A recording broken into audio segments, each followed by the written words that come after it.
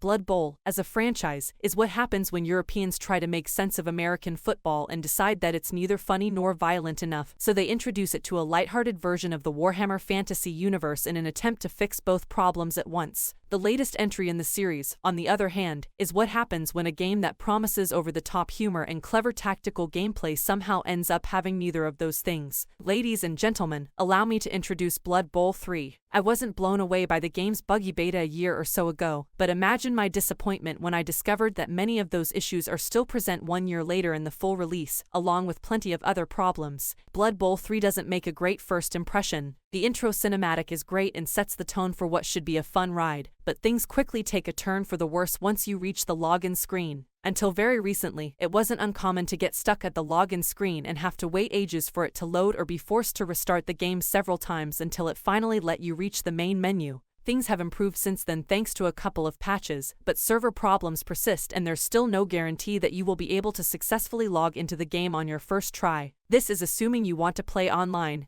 Of course, Blood Bowl 3 does have an offline mode as well. However, progress isn't shared between the two. If you're planning to practice offline for a bit before jumping into some online games, you'll need to create new teams and start from scratch. This would have made some amount of sense if it only applied to competitive matches, but it also applies to the campaign, hot seat, and the versus AI mode. If you want to take full advantage of everything the game has to offer, you'll need to play online even if you don't care about competitive matches. And you know what that means. That's right, you'll need a third-party account. I have a big problem with the fact that Cyanide Studios is asking players to create a third-party account in order to play online. Why is this still a thing? Sure, many big games can get away with this, but we're talking about Blood Bowl here. This is a niche video game based on a niche board game, and it needed as few roadblocks as possible to attract new players and keep them interested. Things like server stability issues and the online account are annoying, but not necessarily a deal breaker. What is a deal breaker are the microtransactions, and this applies regardless of whether you're a new or returning player. The developers weren't lying when they said Blood Bowl 3 would have more customization options than previous games, but they failed to mention that most of it wouldn't be free. Quite the opposite.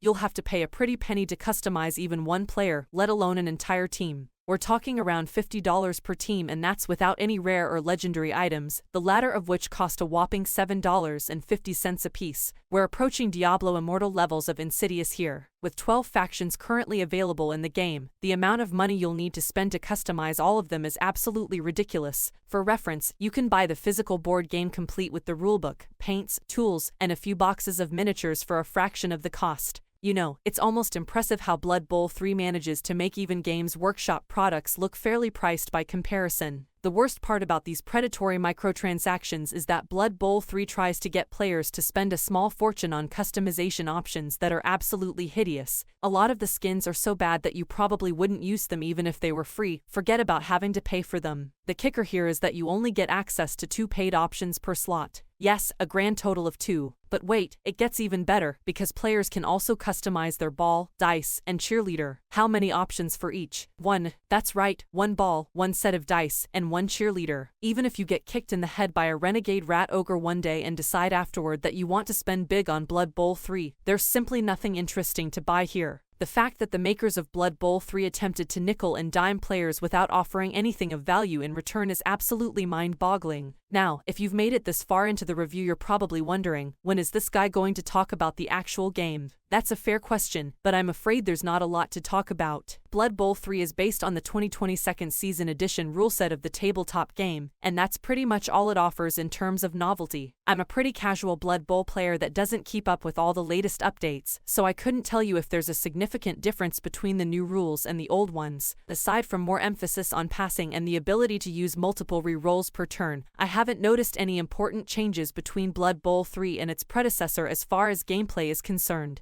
Admittedly, it's difficult to pay attention to details when the core experience is so lackluster. Blood Bowl 3 is the type of game that makes people say things like, "I'll wait until it's on sale," or "maybe this will be good in a year or two." Rarely have I seen a sequel that manages to be worse than its predecessor in almost every conceivable way. Aside from the updated rules, the only thing that might persuade someone to play Blood Bowl 3 over Blood Bowl 2 are the graphics. However, I'd argue that the developers dropped the ball even when it comes to those. The models are certainly more detailed this time around, but everything looks drab and depressing for some reason. You'd expect something like that from a Warhammer 40 Kelvin game, but Blood Bowl is meant to be colorful and lighthearted. I'm not sure why they went from the eye-popping visuals of Blood Bowl 2 to this, but it just doesn't work. For one, it makes the blood spatters harder to see, and that's never a good thing in a game with blood in the title. What's not hard to see, although you'll probably wish that it was, is the user interface. To their credit, the developers shrunk the comically large icons found in the beta, but the UI still covers a good chunk of your screen. Meanwhile, the wheel selection menu feels like such a strange choice for the PC version, especially since you often only have to choose between two options when declaring an action. Presumably, the wheel was developed with consoles in mind, but I feel like a basic selection menu would have worked better even when playing with a controller. If you manage to get past the clunky user interface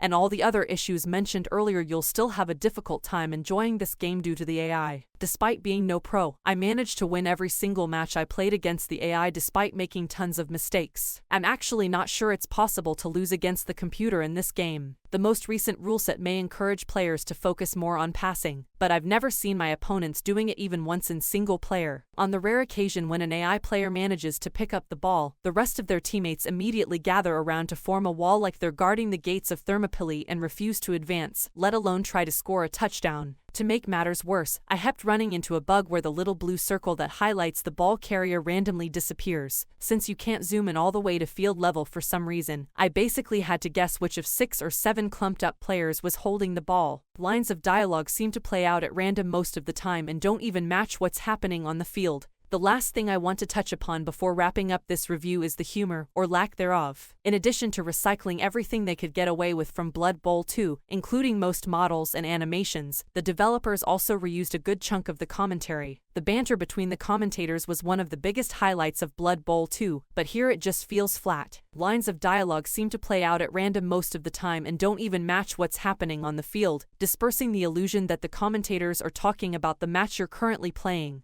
There's also far less commentary in this one, so expect to hear the same handful of lines repeated ad nauseum over the course of a match. Blood Bowl 3 is the type of game that makes people say things like, "I'll wait until it's on sale," or "maybe this will be good in a year or two." Now, I don't work in publishing, but it seems to me like that's the opposite of what you want when you're releasing a game that's so blatantly predatory in its monetization. What I don't understand is why the game was delayed for 2 years only to launch in this abysmal state. Maybe in another 2 years, this game will actually be playable. For now, stick to Blood Bowl 2 instead. Thanks for watching. Don't forget to like and subscribe, and support my channel.